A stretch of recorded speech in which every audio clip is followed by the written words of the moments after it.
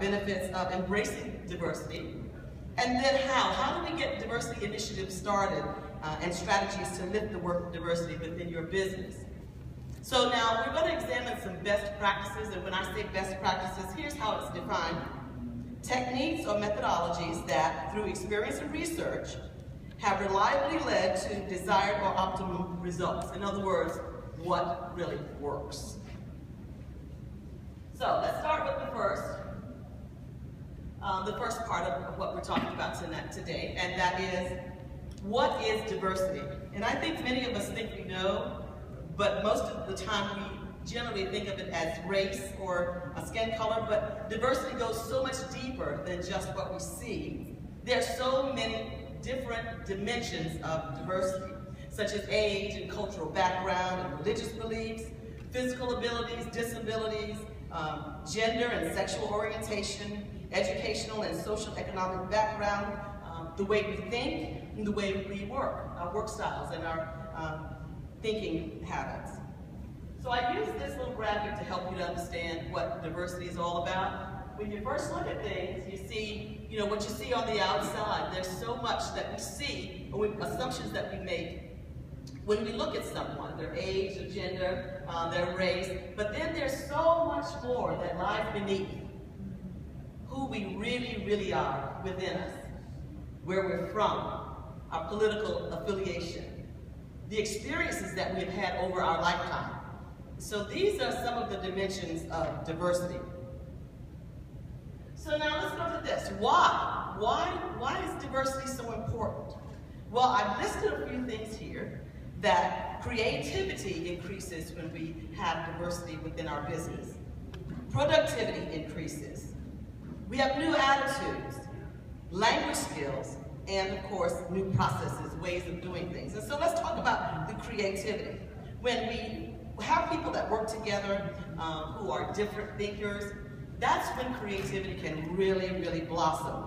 The more ideas you can get from different people, the more likely you are to develop a workable answer to the solution, to the issues that you're facing in your business. Productivity increases exponentially when people of all cultures pull together toward a single inspiring goal. New attitudes are brought forth. Most of us think about time. Let's say time. Let's talk about time. Time is money, or getting down to the bottom line. I've got time. But see, other cultures see time as opportunities for building relationships. So you get two different paradigms when you express diversity in your business. Of course, language skills. We like to think that English is the primary language of the world, but the honest truth is that we rank second in the world behind Chinese as the most spoken language in the world. Again, if we're looking for a global market, you've got to be able to speak the language and not only just hear what's being said, but understand what lies beneath what's being said. That's very important as well. New processes can result when people from different ideas and different cultures come together and collaborate. I mean, it's no longer the same old thing. This is the way we've always done it. This is the way we're going to do it. Well, when you have someone who is, with the workforce is diverse, then you get an opportunity to hear how others may perceive and do things in the business. So now let's get to the how. How do you begin a diversity initiative in your business? It starts at the top. Top leadership must always make that commitment. And I have to give you kind of a little testimony about Virginia Beach City Public Schools. I'm very proud of them because when they reviewed the data and saw that African American males were, their scores were depressed when it came down to math and reading for their standardized test scores, they put it in their plan of work. They developed a strategic goal that says we're going to improve academic achievement of all students, but with a special emphasis on African American males. So it started at the school board level. From there, they hired a director of equity affairs. From there, we began doing candid conversations about race to help teachers and administrators to understand the needs of African American males. We started with another initiative called the African American Male Summit that is held every year, where 600, 700 African American male students come in and hear things that are pertinent to them and the way that they relate to education. So It started with the school board in 2008. They put it as a strategic goal that they were going to meet the needs of African American male students. And little by little, we saw the improvement of our students in our Virginia Beach City Public Schools.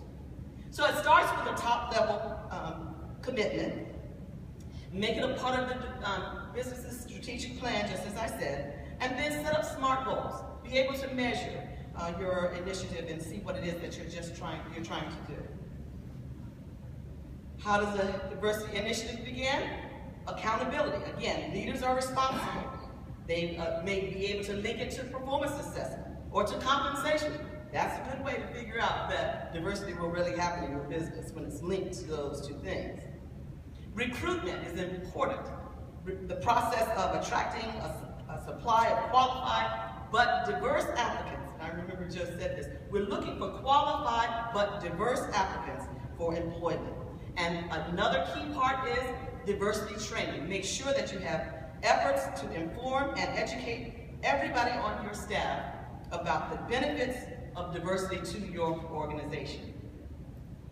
So now let's get to the best practices. What are some of the best practices? Or here's what works well.